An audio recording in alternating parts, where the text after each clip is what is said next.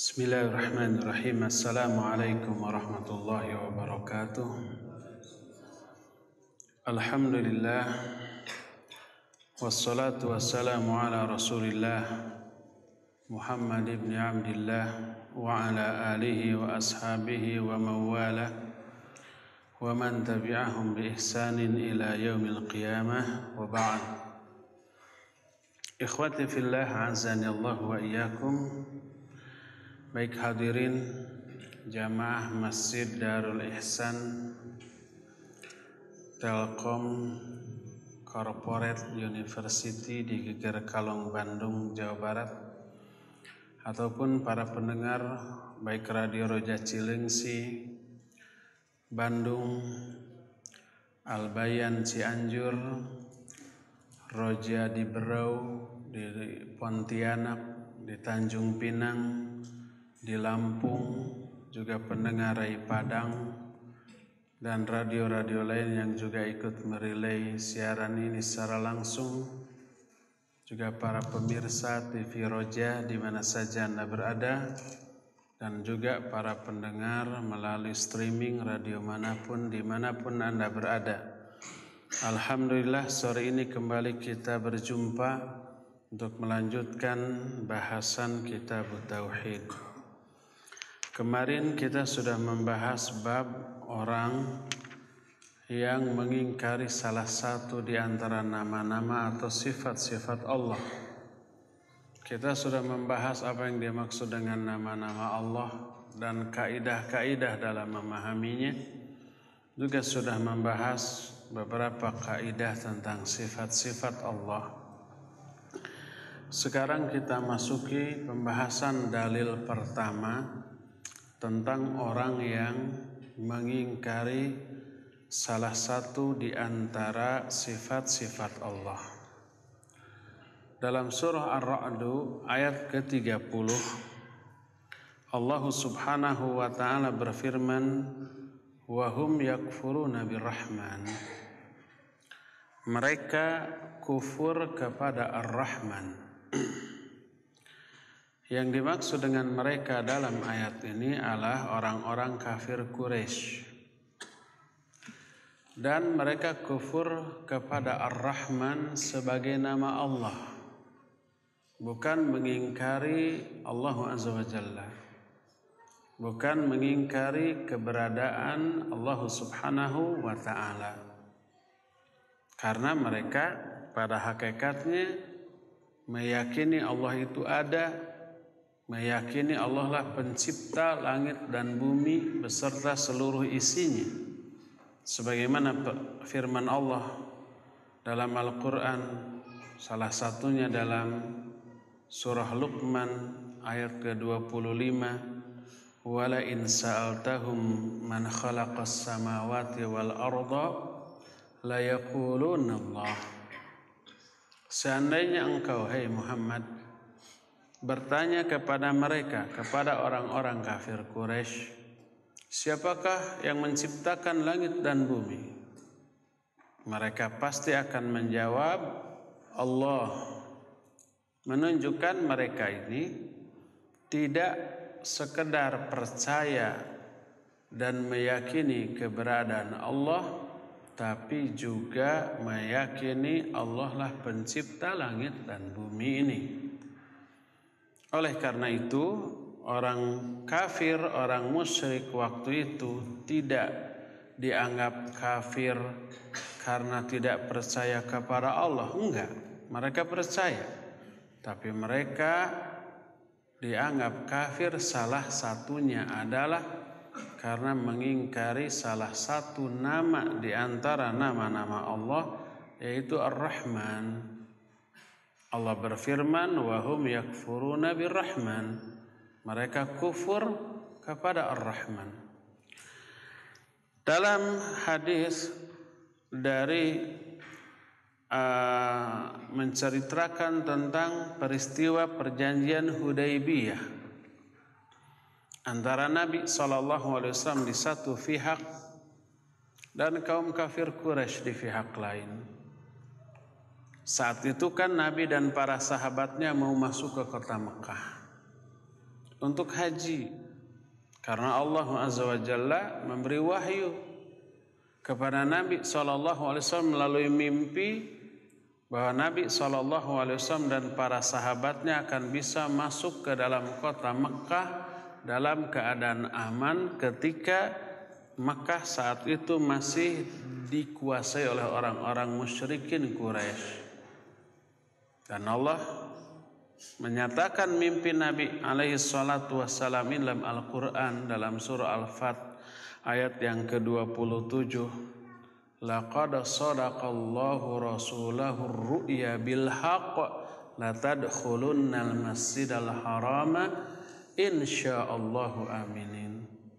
Allah telah membuktikan kebenaran mimpi Rasul sallallahu alaihi wasallam bahwa kalian akan masuk ke dalam Masjidil Haram dengan aman, dalam keadaan aman.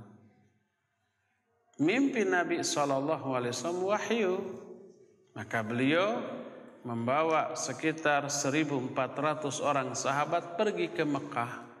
Untuk apa?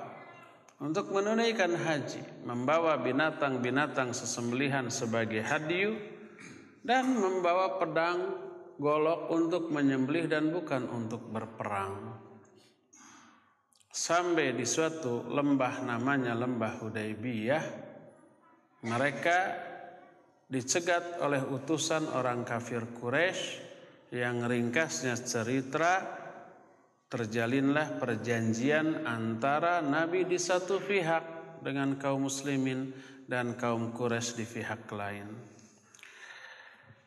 Nah, ketika menuliskan poin perjanjian yang disepakati, Nabi SAW berkata kepada penulis.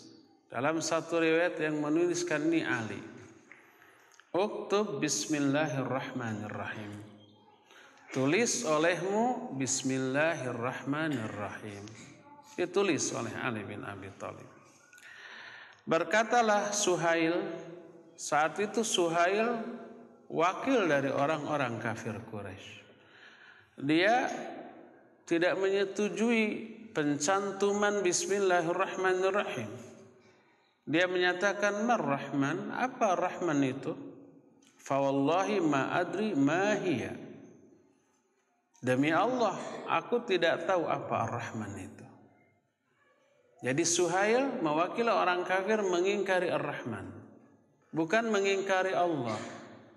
Allahnya diakui, diyakini. Makanya dia bilang demi Allah, aku tidak tahu apa Ar-Rahman itu. Diingkari Ar-Rahman sebagai nama Allah. Walakin uktub bismika Allahumma. Tapi tulis olehmu bismika Allahumma. Dengan menyebut namamu ya Allah. Ucapan ini menunjukkan mereka mengakui Allah, meyakini Allah, tapi mengingkari Ar-Rahman. Nah, berdasarkan hal itulah, maka mereka mengingkari salah satu di antara nama Allah yaitu Ar-Rahman. Bukan mengingkari Allahnya, dan itu salah satu penyebab dianggap kufurnya mereka. Juga dicantumkan dalam surah Al-Isra ayat 110. Allah Azza wa Jalla berfirman, Qulid'ullaha awid'ur rahman ayyama tad'u falahul asma'ul husna. Katakan olehmu, hai Muhammad, berdoalah kepada Allah atau serulah Allah atau serulah Ar-Rahman. Ar-Rahman itu salah satu di antara nama Allah. Setiap kali kamu berdoa, dan bagi Allah lah al-asma'ul husna.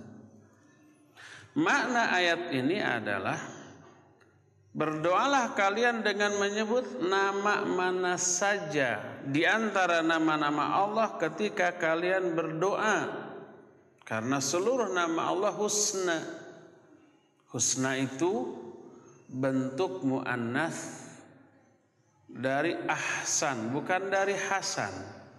Kalau hasan bentuk muannasnya hasana. Kalau ahsan, ahsan itu bentuk disebutnya isim tafdil. Arti isim tafdil itu superlatif kalau dalam bahasa Indonesia, yaitu yang memiliki makna paling, kabir besar, akbar terbesar, sogir kecil, asgor terkecil, hasan baik, ahsan terbaik. Ahsan itu terbaik, jamaknya husna bukan hasanah. Oleh karena itulah maka al-asmaul husna artinya nama-nama terbaik, bukan sekedar baik, tapi paling baik. Tidak ada yang menandingi kebaikannya apalagi melebihinya, dan seluruh nama-nama Allah adalah terbaik.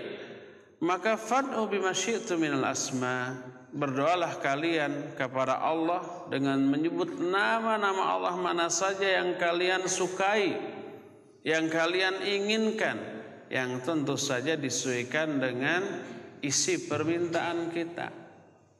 Jangan sampai minta rizki tapi menyebut nama Allah yang ya syadidal iqab urzuqni, nggak nyambung itu. Wahai yang maha dahsyat siksanya, beri saya rizki. Maka tidak sinkron antara nama Allah yang disebut dengan isi permintaan. Sebutlah nama Allah yang sesuai isi permintaan kita. Kalau kita ingin meminta rizki, ya Razzaq, ya Wahhab, ya Rahman, ya Rahim, urzuqni. Wahai pemberi rizki, wahai yang dermawan, wahai yang maha pemberi, wahai yang maha penyayang, beri saya rizki. Ya.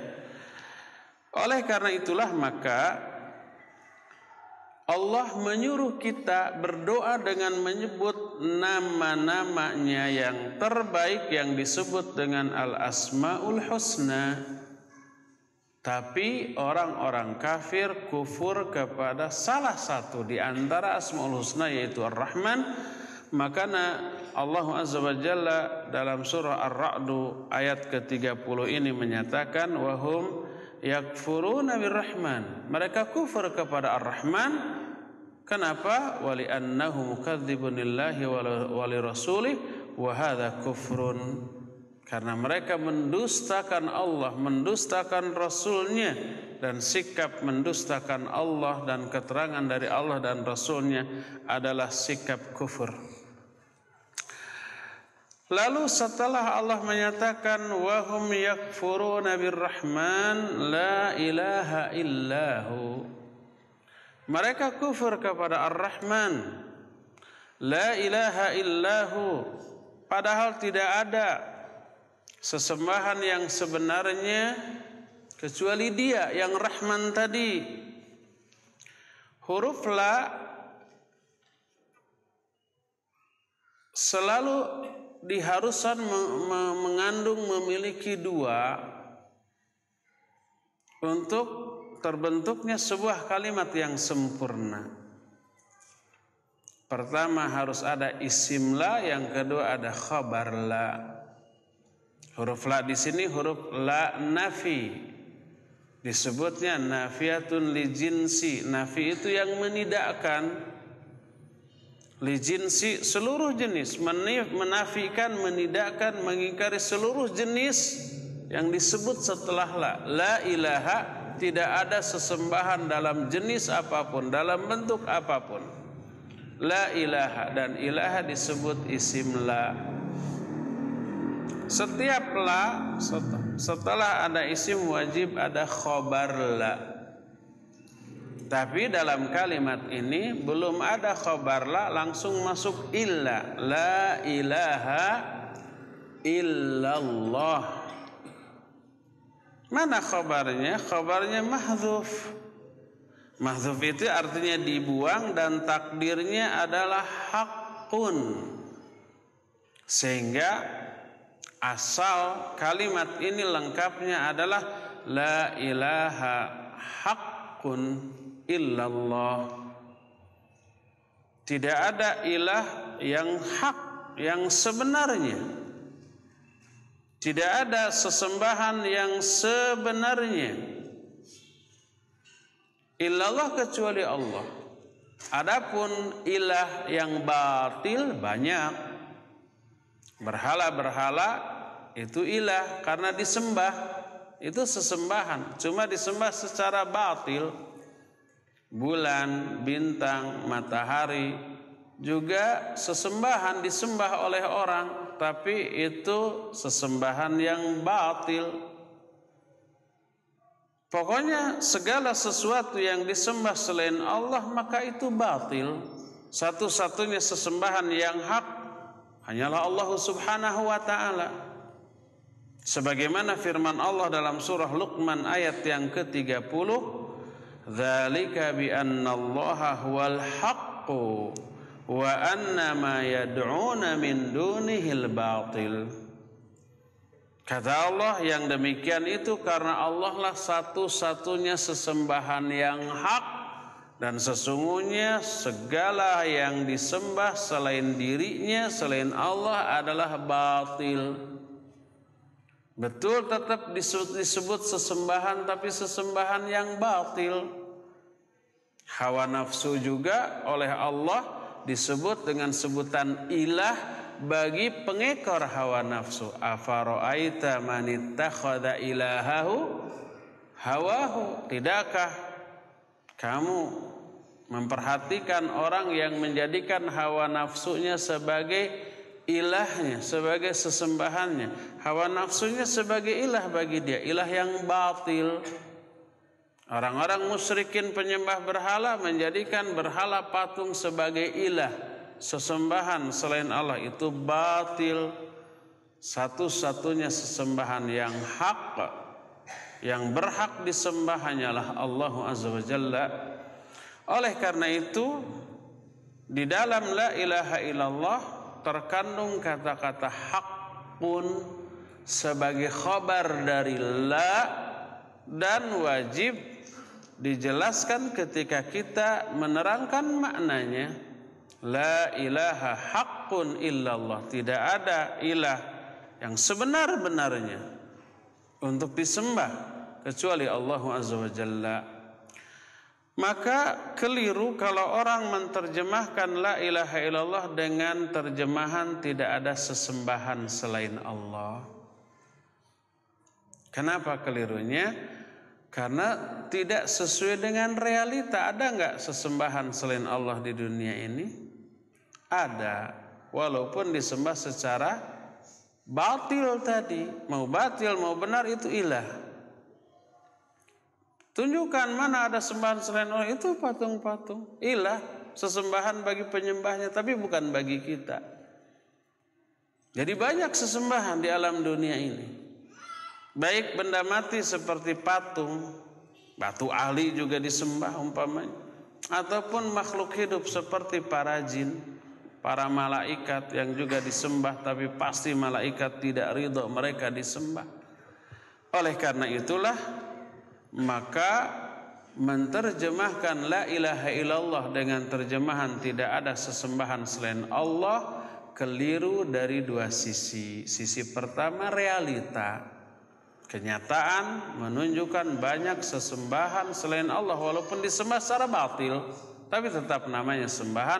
Yang kedua dari aspek gramatika, aspek nahu, bahwa ada haqqun yang mahdzuf di dalam kalimat la ilaha illallah. La ilaha haqqun illallah. Tidak ada sesembahan yang hak selain Allah Azza wa Jalla. Setelah mengatakan la ilaha illallah wa alaihi tawakkaltu, dan hanya kepadanya lah aku bertawakal. Wa alaihi tawakkaltu mengandung makna hasr. Hasr itu terbatas, hasr itu hanya. Wa alaihi, dan hanya kepada dialah, kepada Allah yang disebut Rahman tadilah tawakkaltu, aku bertawakal. Dari mana makna hanya ini kita ambil? dari struktur kalimat. Biasanya struktur kalimat dalam bahasa Arab diawali kalau tidak oleh isim, oleh fi'il. Isim itu kata benda, fi'il itu kata kerja. Kalimat ini kalimat fi'liyah. Aku bertawakal kepada Allah.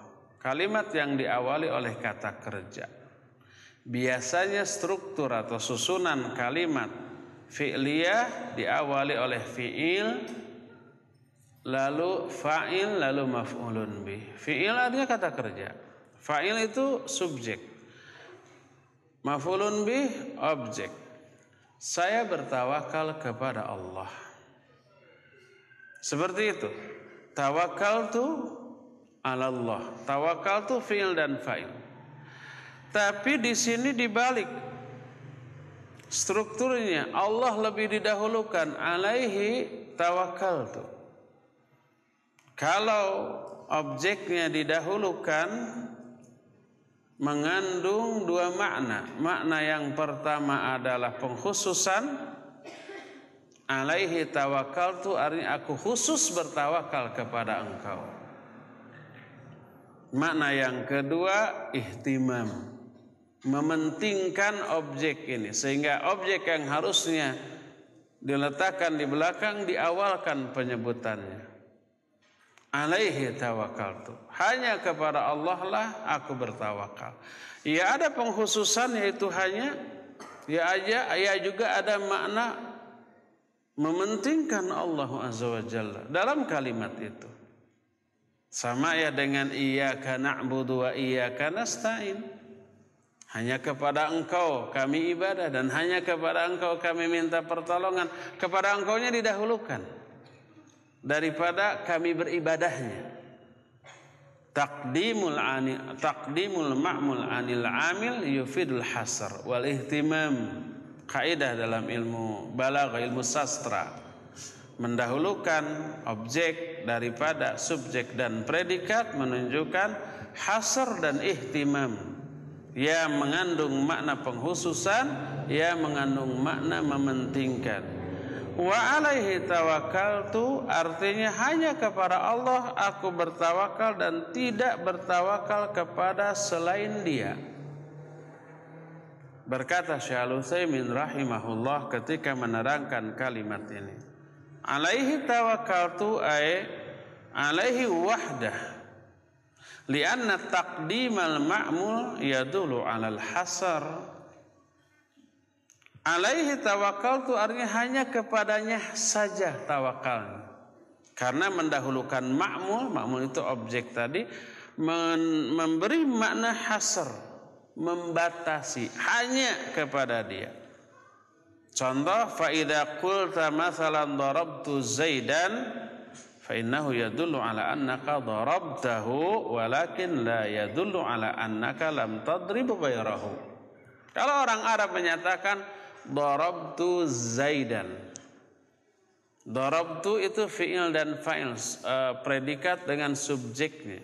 Darabanya fi'il, tu'nya sebagai pengganti dari anak fa'il. Zaidannya objek. Darabtu Zaidan. Aku memukul Zaid. Contoh ini ya. Maka makna dari kalimat ini aku memukul Zaid dan mungkin saja memukul yang lainnya selain Zaid. Tapi kalau dikatakan Zaidan darabtuhu, Zaidannya didahulukan sehingga menjadi Zaidan darabtuhu maknanya la adribu illa Zaidan. Aku tidak memukul siapa-siapa kecuali hanya Zaid saja. Itu contoh yang diberikan oleh Syekh Muhammad bin Shalih Al-Utsaimin rahimahullahu taala ya. Lalu tawakal kepada Allah Azza wa Jalla yang tadi dikhususkan, tidak boleh tawakal kepada selain Allah itu sejauh mana, apakah mutlak? Maka Syekh Al-Utsaimin rahimahullahu taala di sini memberikan rincian tentang tawakal. Apa makna tawakal? Tawakal maknanya adalah al-i'timad 'ala syai'. Tawakal itu bersandar kepada sesuatu. Tawakal kepada Allah maknanya adalah al-i'timadu 'ala Allah Ta'ala kifayatan wa hasban fi jalbil manafi wa daf'il madar wa huwa min tamamil iman wa alamatihi. Tawakal kepada Allah artinya bersandar kepada Allah dalam hal merasa cukup, merasa tidak membutuhkan kepada yang lain dalam hal meraih manfaat ataupun menolak madarat. Satu-satunya yang memberikan madarat Allah, yang memberi manfaat Allah, yang menolak madarat dan manfaat juga Allah. Semuanya diatur oleh Allah, makanya cukup bersandarnya hanya kepada Allah Azza wa Jalla. Dan tawakal ini wujud adanya iman. Allah berfirman, wa 'alallahi fatawakkalu in kuntum mu'minin. Dan hanya kepada Allah lah hendaklah kalian bertawakal kalau kalian benar-benar orang beriman. Kalau benar beriman, tawakalnya hanya kepada Allah, tidak kepada yang lain. Tawakal ada beberapa jenis. Ada jenis yang dibolehkan kepada selain Allah, ada yang diharamkan. Jenis yang pertama, tawakal kepada Allah Azza wa Jalla, bersandar hanya kepadanya, dan ini merupakan penyempurna dari iman dan tanda kebenaran iman yang dimilikinya. Dan tawakal seperti ini yang wajib dimiliki oleh setiap mukmin. Siapa yang tidak memilikinya berarti tidak ada iman dalam hatinya. Sebab Allah mengaitkan antara tawakal dengan iman. Kata Allah, wa 'alallahi fatawakkalu in kuntum mu'minin. Dan hanya kepada Allah hendaklah kalian bertawakal kalau kalian orang yang beriman. Menunjukkan salah satu perwujudan iman adalah tawakal. Ini jenis yang pertama dan yang terbaik, tawakal kepada Allah. Kedua, ini yang hati-hati. Tawakkulus sirri bi ayya'tamida 'alal mayyit fi jalbil manfa'ah aw daf'i madarrah fa hadha syirkun akbar li'annahu la yaqa'u illa mimma ya'taqidu anna li hadzal mayyit tasarrufan sirriyan fil kaun wala farqa baina ay yakuna nabiyyan aw waliyan aw taghutan aw aduwan lillahi ta'ala wa ma asbaha dzalik. Kedua, tawakal yang tersembunyi berupa bersandar kepada orang yang sudah mati, baik dalam hal meraih manfaat ataupun menolak madarat. Maka ini syirik besar. Karena dia meyakini bahwa mayit ini memiliki kemampuan mengatur alam. Kemampuan memberi madarat atau memberi manfaat. Menolak madarat atau menolak manfaat. Si mayit diyakini memiliki kemampuan untuk itu. Lalu karena itulah maka dia tawakal kepada si tenang. Ada abah yang sudah meninggal selalu memberikan perlindungan kepada kita. Tenang, ada nenek kakek kita yang sudah meninggal yang selalu mempermudah jalan-jalan kehidupan kita. Tawakalnya ke sana. Bukan kepada Allah Azza wa Jalla. Ini syirik besar dan tidak boleh untuk dimiliki keyakinan seperti ini oleh seorang muslim, baik mayit tersebut adalah seorang nabi, seorang wali yang soleh, apalagi seorang taghut yang menjadi musuh Allah Azza wa Jalla. Ketiga, at-tawakkul 'alal ghair fima yatasarrafu fihi al-ghair ma'a syu'ur bi'uluwi martabatihi wa inhitati martabatil mutawakkili anhu. Yang ketiga, ini juga jangan sampai kita lakukan. tawakal kepada orang lain dalam hal orang lain itu mampu memberikan pertolongan atau bantuan yang kita minta, tapi disertai dengan perasaan tingginya orang itu dan hinanya kita. Seperti umpamanya seorang bawahan bertawakal kepada seorang atasan dalam sebuah struktur perusahaan organisasi pemerintahan dan seterusnya. Tawakalnya kepada bos yang menjadi atasan. Dialah yang mengatur naik mandeknya karier kita. Berada di tangan dia. Karena itulah kita sampai membungkuk apabila bertemu, merasa sangat rendah di hadapan dia dan dia begitu agung di hadapan kita. Tawakal sejenis ini termasuk di antara hadza naw' minasyirkil asghar liquwwati ta'alluqil qalbi bihi wal i'timad alaihi. Ini termasuk syirik kecil karena kuatnya keterkaitan hati orang itu kepada atasannya tadi. Termasuk syirik kecil, dan sekecil-kecil syirik tetap dosanya besar. Dan ini tidak boleh dimiliki oleh seseorang muslim yang memiliki iman yang tinggi. Kalau umpamanya dikatakan, bukankah memang real nyata karir kita sangat tergantung kepada dia?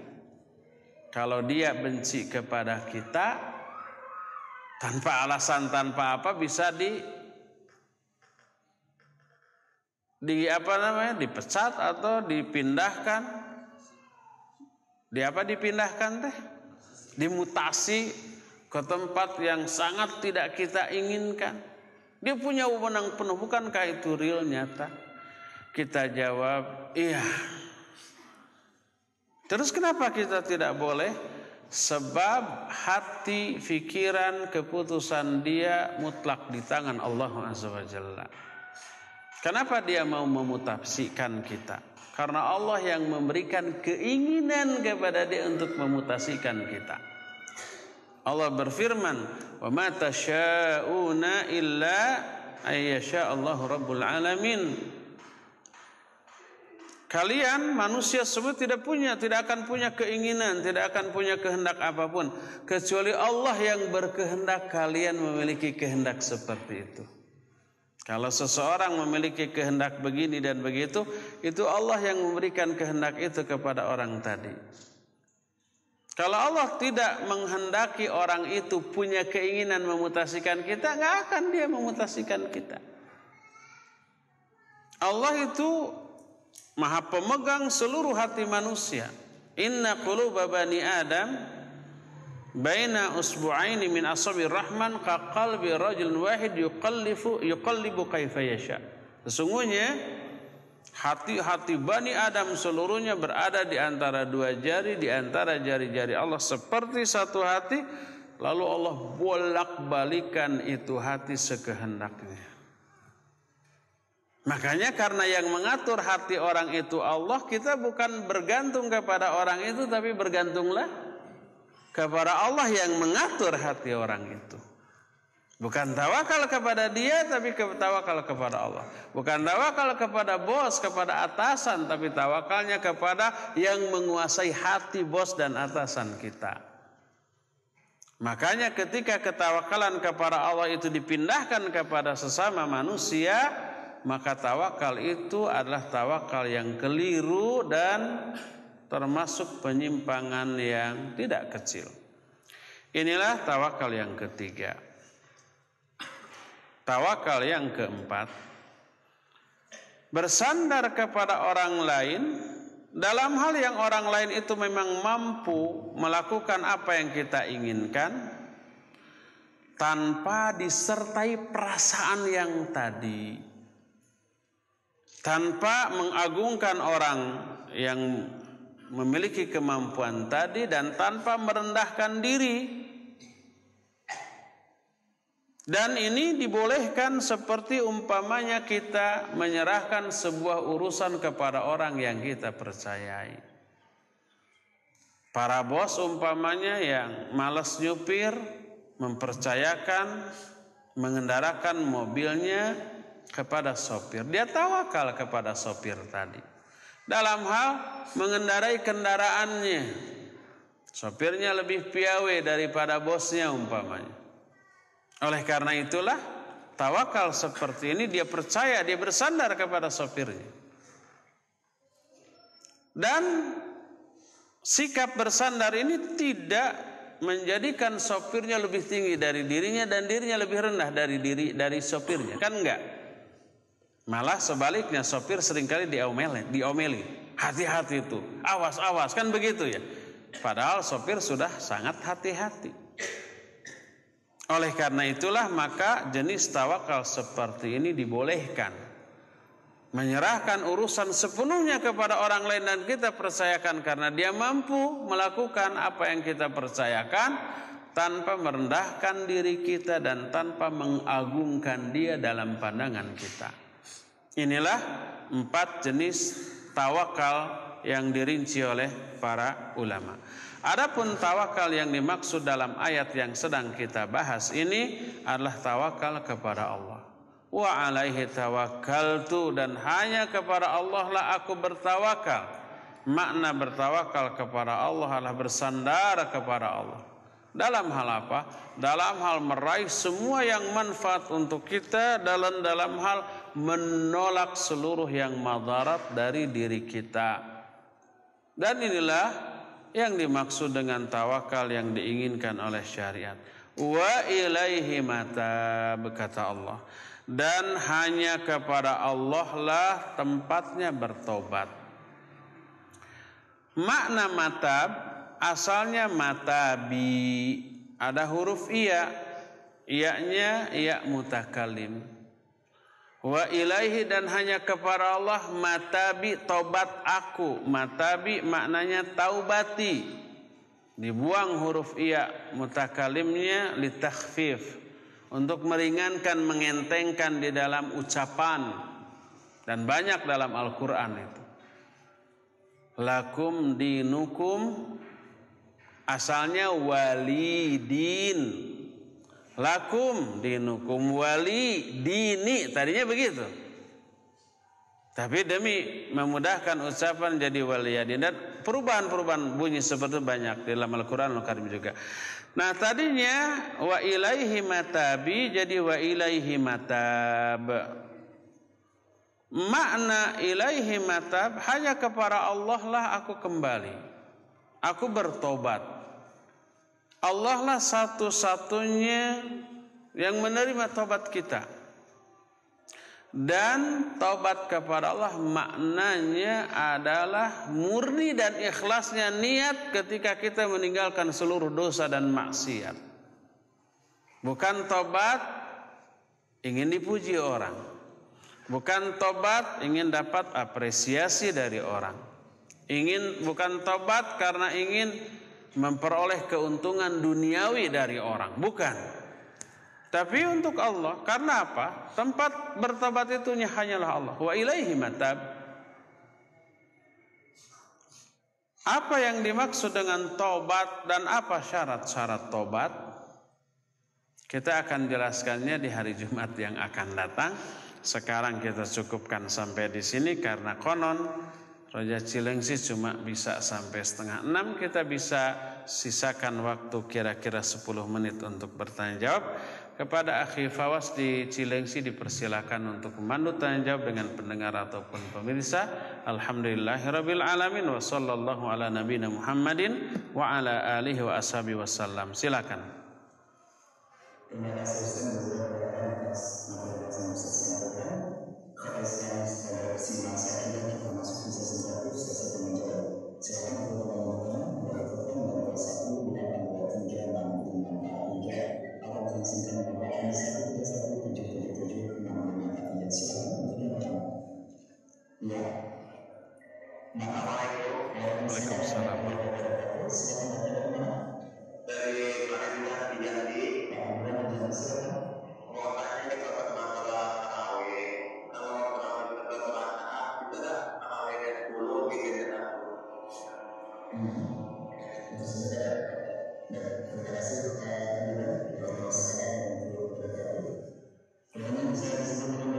bisa diulang? Ya, pertanyaan mengenai fikih tentang jumlah sholat tarawih. Bagaimana di sholat tarawih sebelum 10 rakaat dan 1 witir demikian Iya.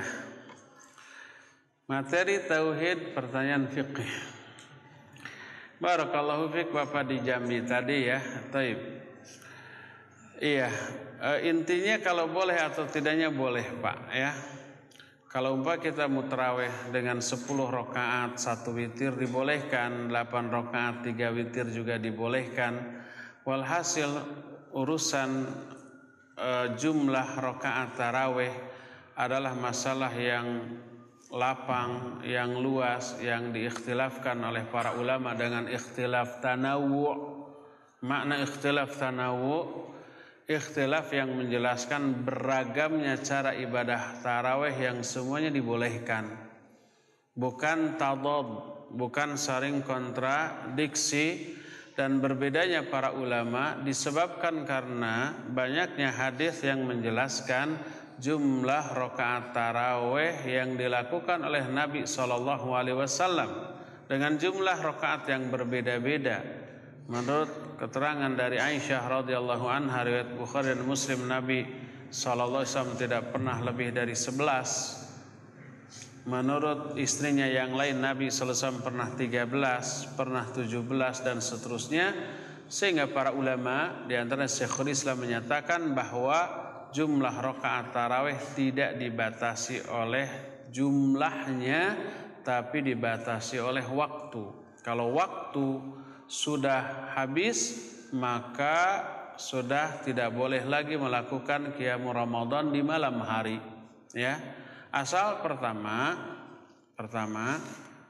bahwa upayakan menutup dengan witir, jangan sampai hanya tarawih tanpa witir. Kedua, tidak boleh ada 2 kali witir dalam satu malam, karena witir artinya ganjil. Kalau 2 kali berarti jadi genap, bukan witir lagi. Adapun witirnya baik di awal, di tengah ataupun di akhir itu dibolehkan. Dari sinilah kita tidak heran berbedanya para ulama dalam melakukan sholat tarawih. Imam Malik sampai 41 rakaat, 36 tarawih dengan 5 witirnya. Imam Ahmad, Imam Syafi'i ada yang 21, ada yang 23, ada juga yang 17, ada juga yang 11. Walhasil semuanya itu permasalahan yang memang menunjukkan beragamnya jumlah rakaat tarawih. Maka kita tidak boleh mempermasalahkan jumlah hanya karena fanatik kepada salah satu. Kita sholat di sana 11, kita ikut 11. Kita sholat di sana ada 17. Kita di sana 23, sudah 23 sampai akhir. Dan siapa orang yang ikut sampai selesai bersama imam, dia akan memperoleh pahala seolah-olah sholat semalam suntuk. Nabi bersabda, man qama ramadhana ma imamihi hatta yansarifa kutiba lahu qiyamul lailah. Siapa orang yang sholat qiyamul Ramadan bersama imam sampai selesai, akan dicatat baginya seolah-olah dia sholat semalam suntuk. Wallahu a'lam bishawab. Silakan.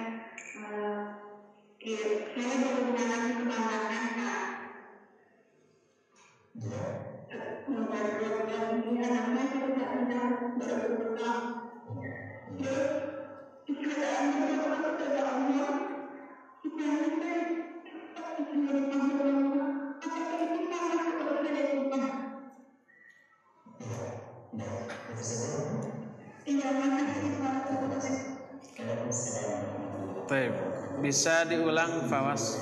Tolong diulang. Bisa diulang pertanyaannya?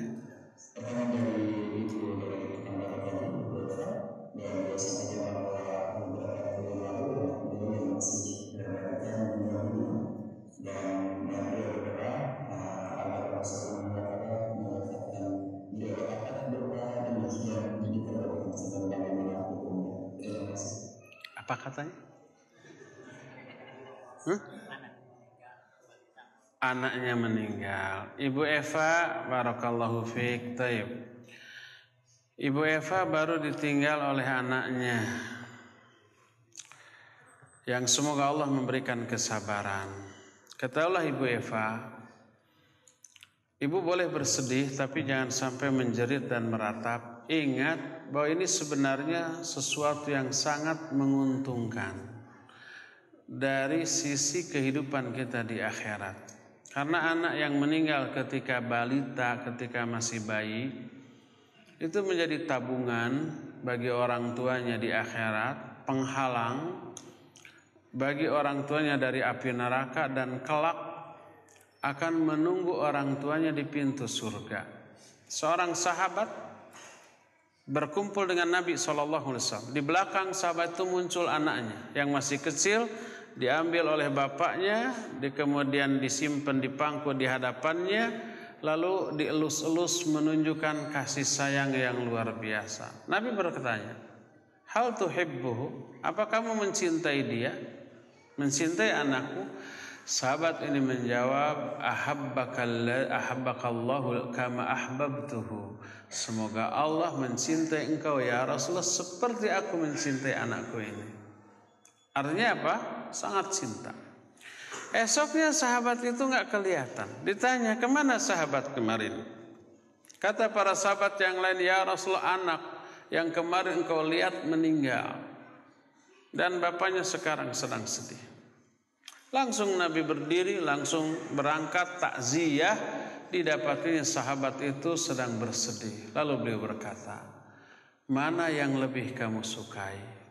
Anakmu hidup terus sehingga kamu bisa bersengkrama, bersenda guru seumur hidup dengan dia, atau anakmu pergi mendahuluimu dan menunggu di pintu surga?